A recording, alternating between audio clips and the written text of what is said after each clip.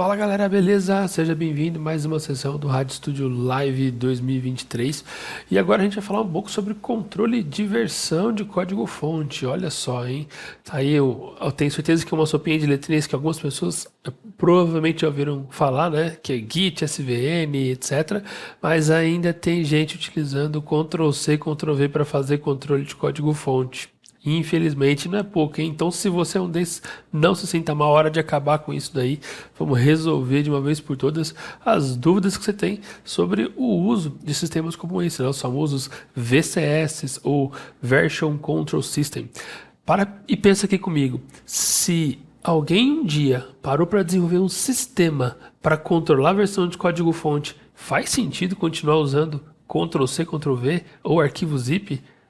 Pois é. Ainda esses dias eu conversei com um cliente que ele utilizava a sua liberação da versão através de um arquivo zip. Terminei minha versão de código-fonte, eu vou lá, compacto a minha pastinha, renomeio aquele arquivo zip com a versão 10.2.56 e aquele, se eu precisar um dia corrigir alguma coisa naquela versão, eu descompacto aquele arquivo zip e faço as minhas alterações ali.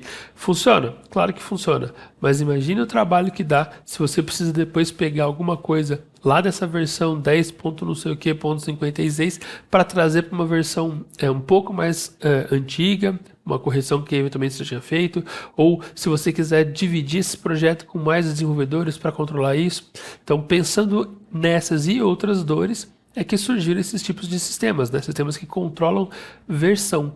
E aí a gente tem basicamente duas grandes plataformas ou duas grandes infraestruturas de controle de versão atualmente, que são Git e SVN, né? Ambos têm esse propósito de gerenciar versões de arquivos, né?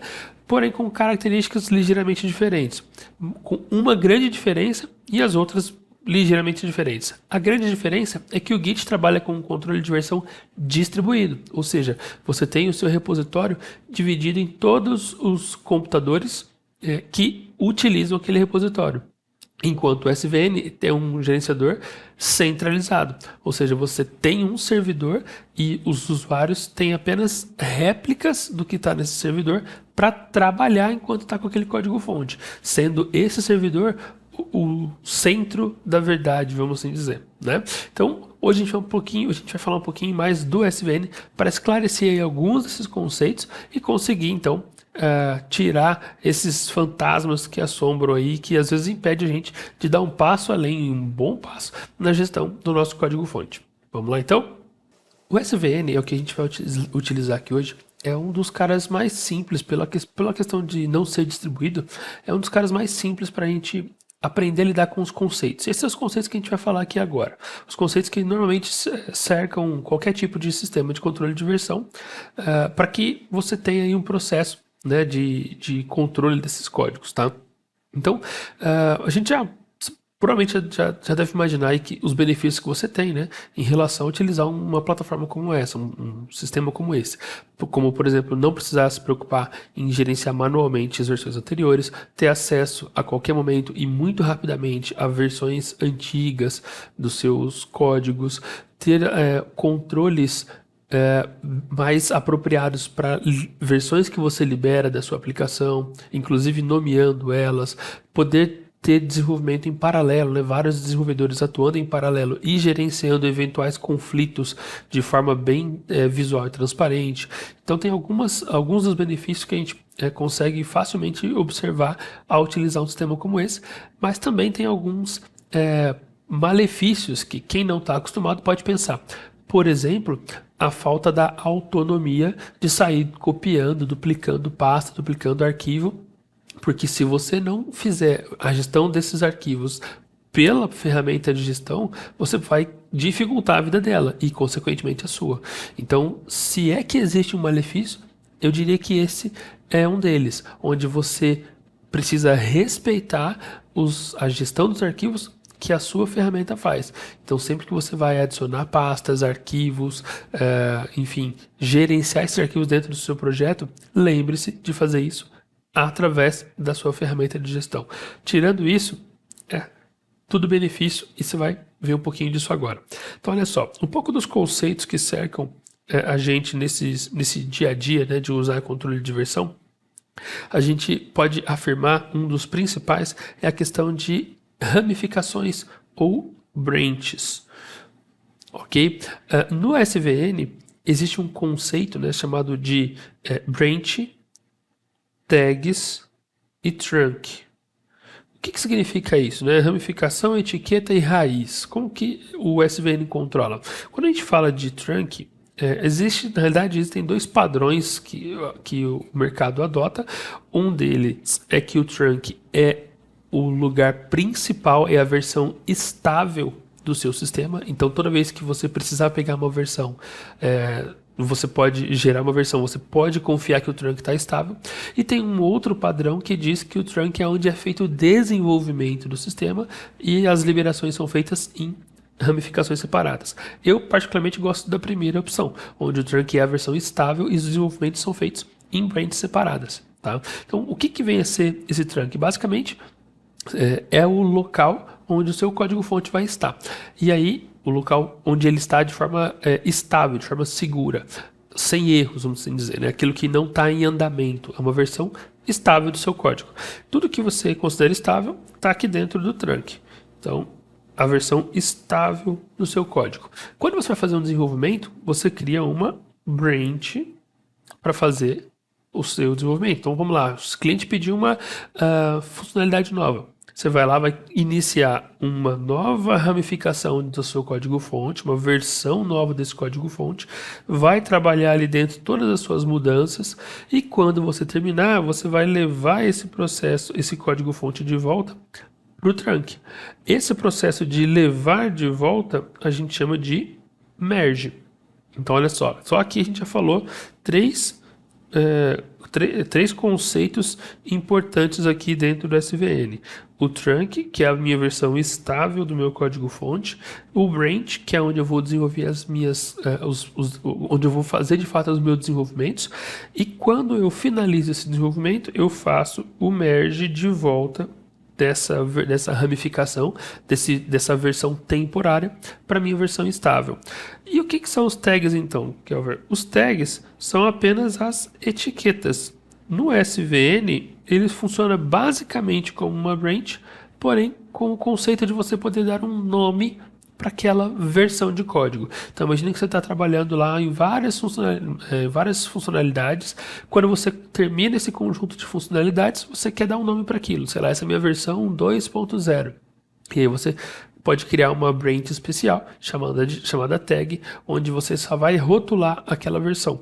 E aí, olha que bacana. Quando você faz essas branches e tags ou versões dentro do código-fonte, o gerenciador do código, né, no caso o SVN, ele é inteligente o suficiente para não fazer cópias dos arquivos. O que ele faz são chamados de cópias fracas, ou como a gente chama no Unix, de links, né, apenas links de arquivos. Então, se você está lá com uma versão 1 e lá tem 3 arquivos, e aí você cria uma versão 2 com todos esses 3 arquivos mais um, na realidade, esses 3 primeiros aqui, ó, eles são apenas apontamentos para esses outros 3, que quando você precisar fazer uma modificação em um deles, automaticamente o SVN vai pegar o arquivo então e trazer para cá. Mas até lá, esses arquivos são apenas links. Por que isso é legal? Porque lá no servidor você economiza muito espaço em disco, né? Imagina conforme o tempo vai passando e você vai criando mais versões, né? Vai fazendo mais alterações no seu sistema. Imagina se ele ficasse duplicando todo o código para você, o que no Ctrl+C, Ctrl+V é inevitável, né? Mas aqui no SVN ou nos gerenciadores de versão, isso não acontece. Então isso é uma coisa bem legal. E aí, um ponto importantíssimo é que essas versões que a gente está falando aqui, elas têm um nome dentro desses sistemas de versão chamadas revisões. Então, quando você cria uma versão, ou quando você salva as suas alterações, aquilo gera uma versão e essa versão é chamada de revisão. As revisões normalmente elas são sequenciais, no SVN elas seguem o número sequencial em cada repositório. Então se você tem um repositório para cada projeto, a primeira vez que você salvar alguma coisa lá dentro, ele vai criar a versão 1, e cada vez que você vai salvando mais coisas, ele vai aumentando isso para 1, 2, 3, e toda e qualquer alteração aumenta esse número, e esse número não volta atrás, tá? Não tem nenhum tipo de controle específico nisso, é apenas para você identificar de fato aquela versão. O tal da coluna ID que a gente tem em qualquer tabela de banco de dados, tá? Mas é muito importante ter esse nome aqui em mente, o nome da revisão. Então aqui, a gente já falou diversos conceitos interessantes. Eu já falei que eu tenho o meu código-fonte estável dentro do trunk, e aí eu posso criar branches, que são ramificações separadas para trabalhar com isso. Quando eu termino essas implementações, eu faço o merge dessas mudanças de volta para o trunk, e quando eu quiser fazer uma liberação de uma versão, eu posso ir lá e dar um rótulo para isso, né? Colar uma etiqueta em uma daquelas versões, uma daquelas revisões, para dizer que aquilo ali chama-se versão 2.0 do meu sistema, ou release XPTO, enfim, como você preferir, né? E aí vem a pergunta, como é que eu faço então para colocar arquivos aqui dentro, né, para fazer essas mudanças? Aí existe o famoso commit.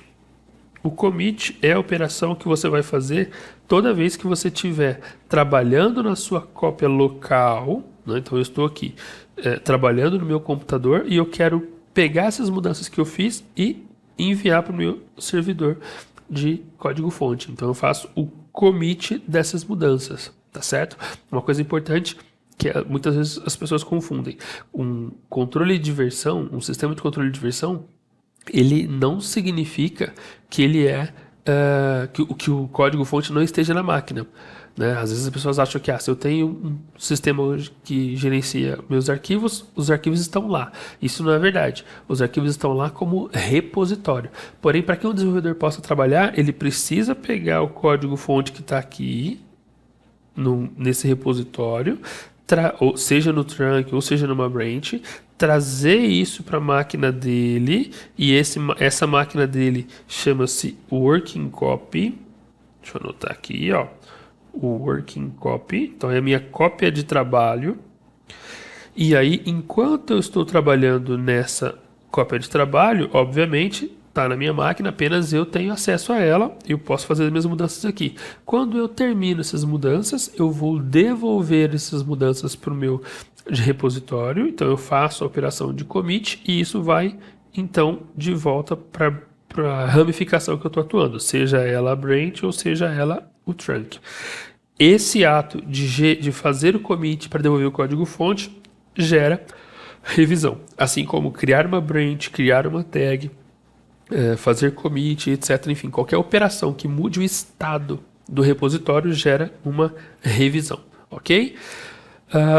Bom, um pouco das teorias até aqui, do que é possível fazer, como funciona, e agora acho que é hora da gente ver um pouquinho disso na prática, né? Vamos lá então? Eu deixei aqui aberto a página do Visual SVN Server. O Visual SVN Server é o serviço que vai ser instalado no servidor do seu código-fonte, né? Na máquina onde você quer que seja o centralizador do código-fonte. Então, você vai ter basicamente duas aplicações que você precisa gerenciar, que você precisa instalar. O Visual SVN Server é uma das aplicações, tá? Eu recomendo que você utilize ela nesse início especialmente.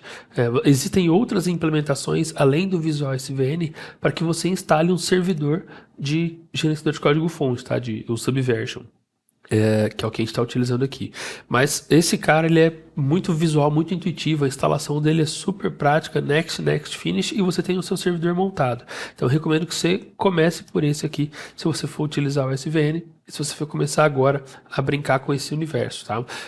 visualsvn.com, e você baixa aqui a versão apropriada para sua máquina. Next Finish está instalado no servidor que você quer. Eu preciso de uma máquina muito parruda para fazer isso? Não. O que você precisa ali basicamente é de um bom espaço em disco e processamento para nos momentos onde você vai ficar trocando arquivo com o servidor, né? Então, o processamento é importantíssimo. Do resto, é uma aplicação super levinha que vai rodar bem em qualquer maquininha, tá? Seja dentro de casa, seja na nuvem, aquilo que você bem entender. Existem inclusive serviços que te oferecem isso como SaaS, né? Você tem um repositório online, como é o GitHub, GitLab para o Git, você encontra opções como essa ou no próprio Git mesmo para utilizar o seu Subversion.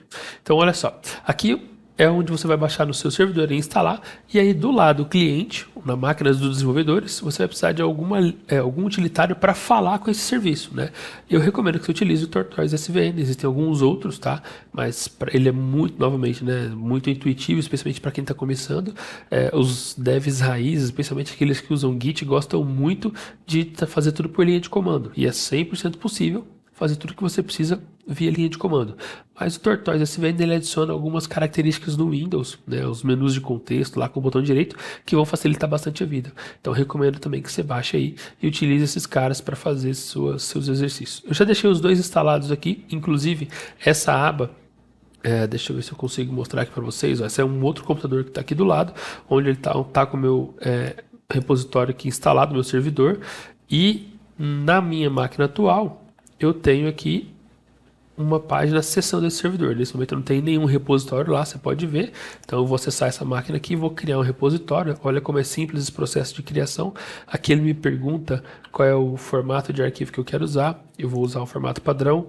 O nome desse repositório, eu vou colocar aqui, ó, RAD Studio. Não, vamos usar um nome mais próximo do sistema, né? Eu vou colocar assim, ó, controle clientes. Então esse é o meu repositório da minha fonte de controle de clientes, tá ok? E aí vou criar uma estrutura, ele me pergunta, você quer uma estrutura vazia ou você quer já uma estrutura de projeto único, onde você tem o trunk, branch e tag? Beleza, eu vou usar essa estrutura aqui então. A partir daí, ele já vai me perguntar, aquela é a última etapa, se você quer fazer permissão de usuários, né? Ou se todo mundo que tem acesso ao SVN vai poder manipular, que é esse caso aqui. Senão eu poderia vir e customizar, enfim. O intuito aqui não é dar detalhes sobre como isso funciona, apenas a gente vai dar esses conceitos, né? Vocês vão lendo as documentações que são bem amplas na internet, você vai conseguir encontrar bastante detalhes sobre isso, tá? Essa questão de pesquisa também é só para a versão paga do Visual SVN, então não precisamos marcar. E ele termina aqui, olha, esse vai ser o URL do seu repositório, controle clientes. Eu vou terminar, eu já tenho o repositório criado aqui no meu servidor. A partir daqui eu não preciso nem olhar mais para o meu servidor. Eu poderia fechar esse acesso remoto aqui, que eu não vou mais precisar dele. Eu posso consultar isso através aqui da própria interface web, né? Eu estou acessando a minha máquina ali do lado, ó, na porta específica que eu configurei lá. Aí ele já detectou aqui o meu repositório com as pastinhas, obviamente que elas estão vazias, né? Mas já criei tudo lá dentro, tá certo? Bom, como é que funciona do lado do cliente? Aqui do lado do cliente eu também já deixei instalado o Tortoise SVN, que eu comentei aqui com vocês. E aí agora a gente precisa fazer o download desse código-fonte, né? Ou melhor, o download dessa estrutura de projeto. Então eu deixei aqui dentro uma pastinha chamada projetos, e aqui é onde eu vou pedir para o servidor criar a minha cópia de trabalho local. Lembra do conceito do working copy? Então aqui que a gente vai fazer isso através do comando checkout do SVN. Então o checkout é o comando onde você consegue pegar alguma informação que está no servidor e trazer para sua cópia local de trabalho. Então se eu vier aqui colocar, eu posso inclusive pela minha interface aqui, ó, copiar aqui nesse botãozinho a URL do meu projeto e colar isso aqui dentro ou digitar. Eu dei Ctrl C no lugar. Então eu posso ou digitar ou colar isso daqui e eu quero que isso fique na minha pasta controle clientes. Uma boa prática é você pegar apenas aquilo que você vai trabalhar. Então vamos supor que eu quero ter uma pastinha com a minha versão principal, eu colocaria aqui o trunk e saberia que essa pastinha seria o principal. Nesse momento, para fins didáticos aqui, eu vou utilizar o repositório como um todo para facilitar a nossa vida, tá bom? E aqui, ó, ele me pergunta, você quer a partir de uma revisão específica ou da última revisão, que é a Head Revision, né? Como a gente falou, revisão é o nome que ele dá para as versões que eu tenho nesse repositório. Vou pegar a partir da última, até porque tá vazio esse repositório aqui, né? Então eu vou dar um OK, olha só. Então ele já fez aqui o checkout lá do meu Note KM SVN Controle Clientes para minha pasta Projetos Controle Clientes, criando essas 3 pastinhas aqui, que foi a primeira revisão que foi feita. Como assim primeira revisão, Kelvin? O fato de ter criado um repositório, né, já gerou uma revisão. Como é que eu sei disso? Se eu vier aqui dentro dessa pastinha que a gente acabou de fazer o checkout, der um botão direito e escolher a opção Show Log do SVN, ele vai me dizer o que aconteceu. Todas as revisões estão aqui. Posso pesquisar, inclusive, por data, por texto. E ele me diz quem foi que fez essa mudança. Eu deixei um usuário criado lá no servidor com o meu nome. Então, as próximas mudanças que a gente vai fazer, vocês vão observar que vai aparecer o meu nome aqui e a descrição que a gente colocar. Esse aqui é o primeira estruturação do repositório que o próprio Visual SVN faz.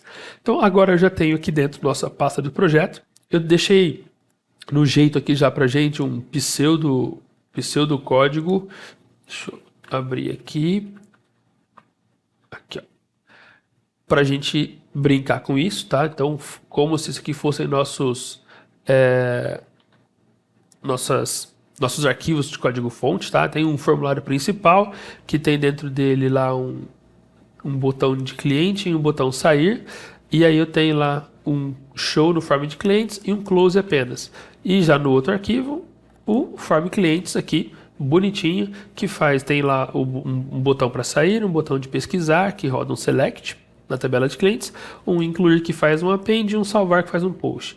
Só para a gente entender como as coisas funcionam aqui dentro, certo? Então, fui lá, peguei os meus arquivos, joguei aqui dentro, agora eu preciso colocar isso no repositório de código-fonte. Então, como é que a gente faz? Através do comando commit, né?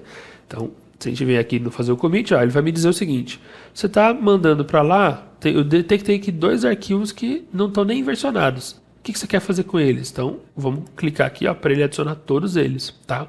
E aí eu vou colocar a minha descrição aqui, ó, primeiro commit, ou commit inicial, ou, enfim, é muito importante você trabalhar aqui uma descrição que, passado um tempo, você bate o olho e sabe o que está acontecendo, né? Outra boa prática é você colocar aqui o número da ordem de serviço, ou do chamado no Gira, do case, né, da história no Gira, da task, ou task ou história do Gira, ou você coloca o chamado do suporte, enfim, colocar um número que associe o que você está implementando nesse momento, né? No nosso caso aqui, não tem nada específico, então a gente pode simplesmente colocar aqui primeiro commit e mandar isso para o nosso repositório. Então, assim que ele fez isso aqui, ó, dá um OK, se a gente repetir aquele passo do show log, né, Tortoise SVN show log, a gente já consegue ver que, opa, teve a estrutura inicial e teve o primeiro commit que o Kelvin fez. E olha que bacana, quando eu clico 2 vezes aqui, ele abre para mim o diff, que é a diferença entre a revisão anterior e a revisão que eu cliquei. A revisão que eu cliquei é a revisão 2, eu acabei de adicionar esse arquivo, então tem um maisinho aqui indicando que eu adicionei essas coisas.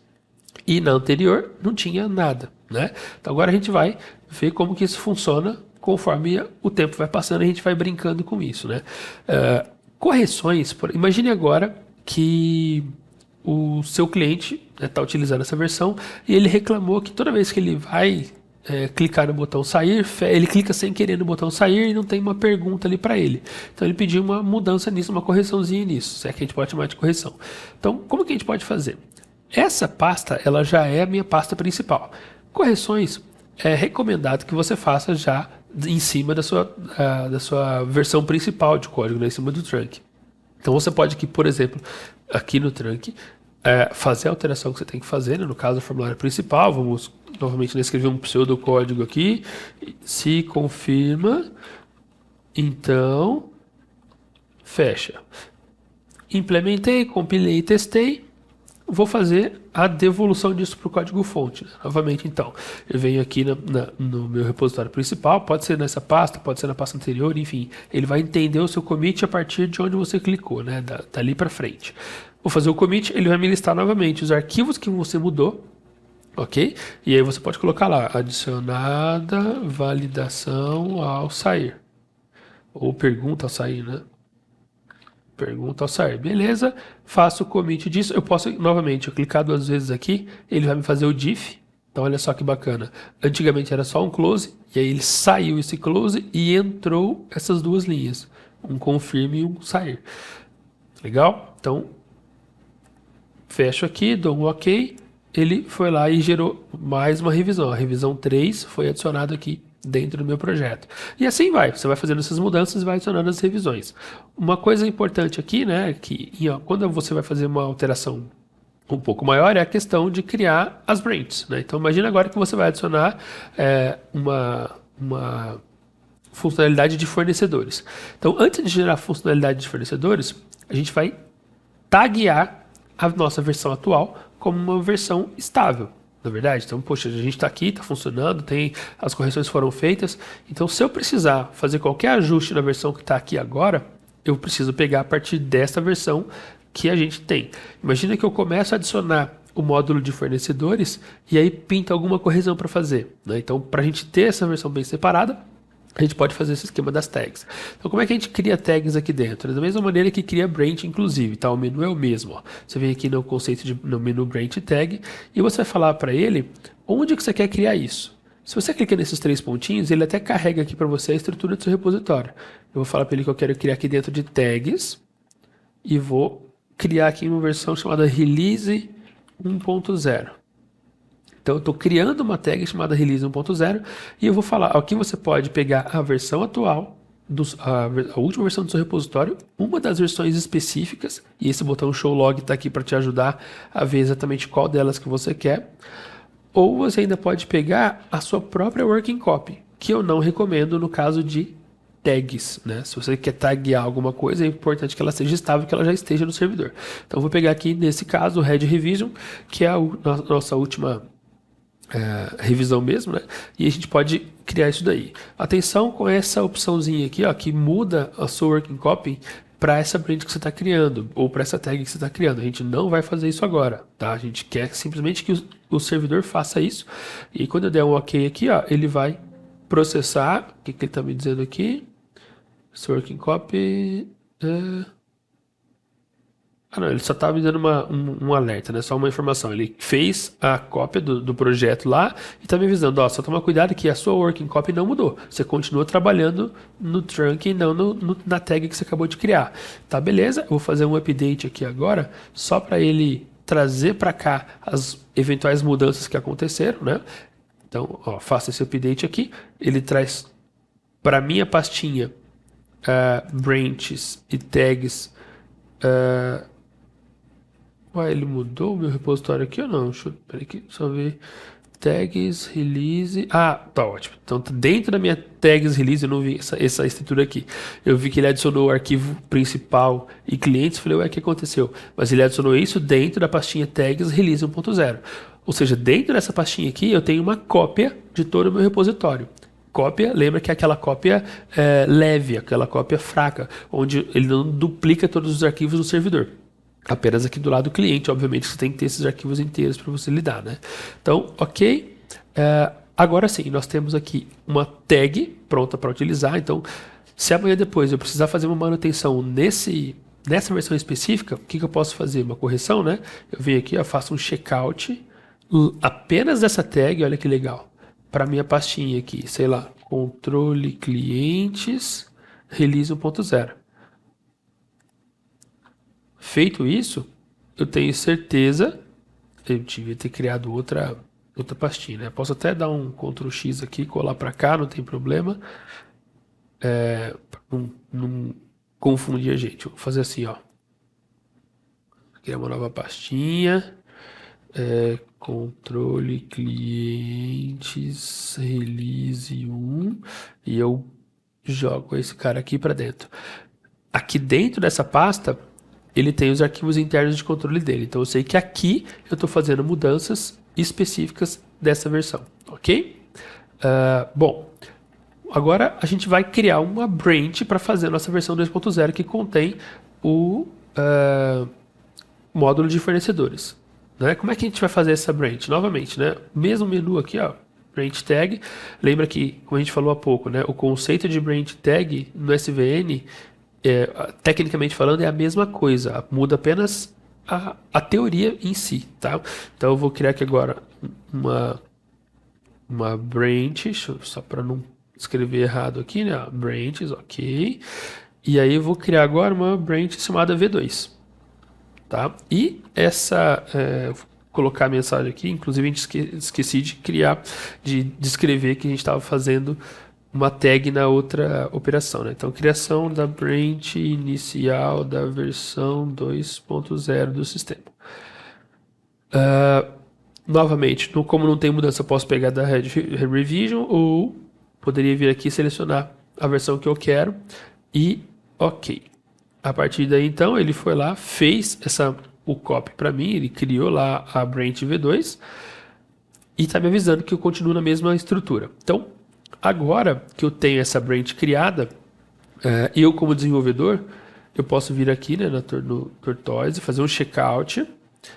Eu vou colocar aqui projetos controle clientes V2 e vou pegar lá da V2 esse repositório, que é a minha branch que eu criei aqui agora. Então, faço o download dele.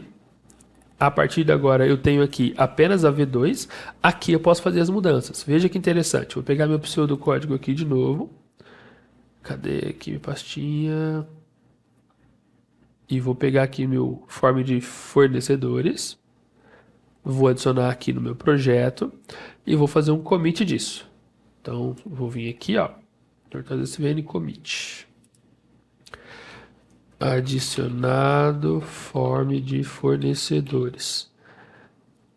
Marco aqui, né? Senão ele nem deixa eu confirmar. Então, ok. E eu tenho lá no meu repositório agora uma nova pastinha. Dentro da branch, né? Notem que se eu vier aqui na minha pastinha principal e fizer um update disso, esse arquivo deve ter aparecido, porém dentro da branch, não no trunk. Ó, quer ver?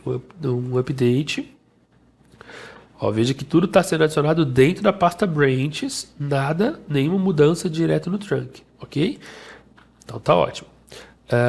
Agora, a gente vai mudar aqui dentro do form principal, né? Temos que fazer uma chamada para o form de fornecedores.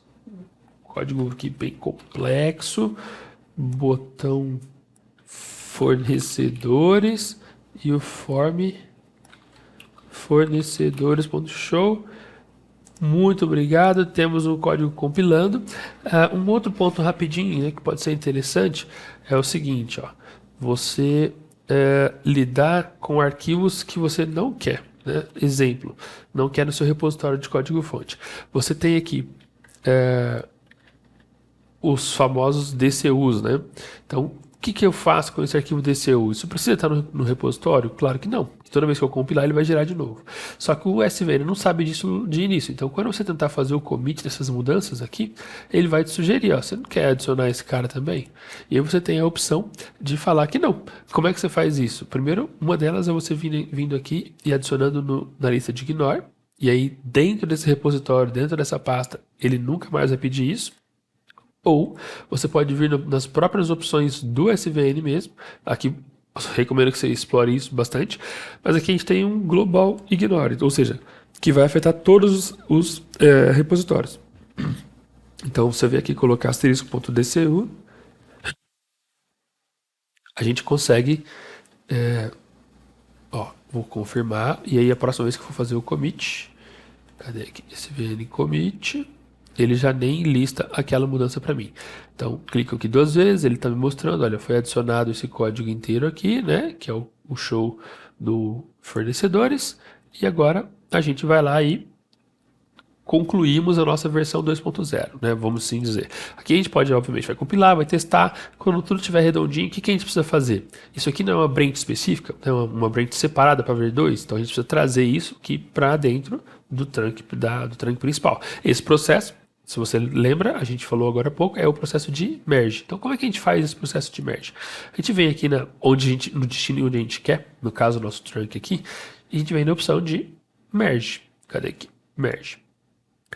Aqui você tem duas opções, quando você quer pegar várias branches para trazer para sua working copy, ou a que a gente precisa, que é pegar uma branch que já está lá e só adicionar ela para o trunk, ou vice-versa, tá?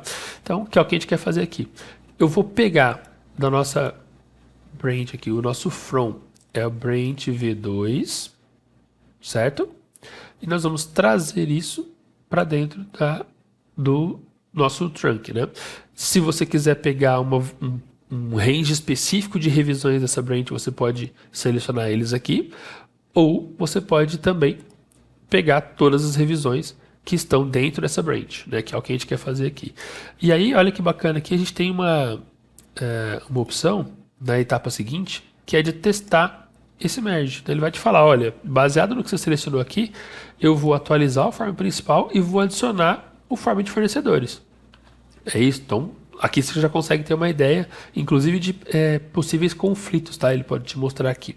E aí, novamente, né, os detalhes disso você pode ver com mais calma depois, mas em suma é isso que a gente precisa fazer para que a gente tenha a nossa working copy atualizada. Veja aqui, ó, ele atualizou o form principal, e aí o nosso form principal ficou o completo, né?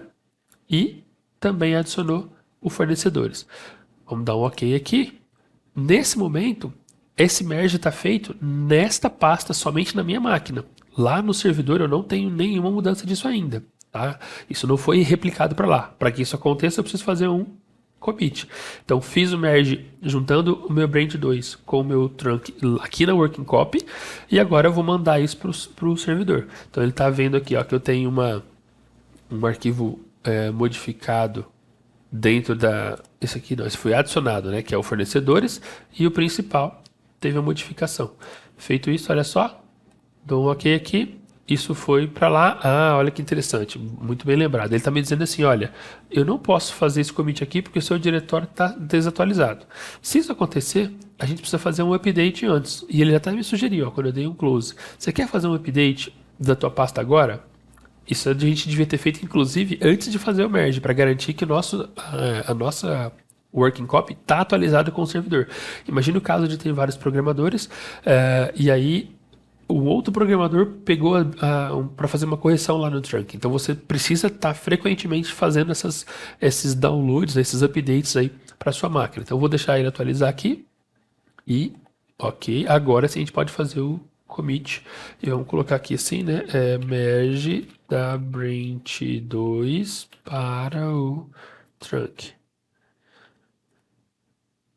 E OK, temos o projeto mergeado dentro da raiz principal.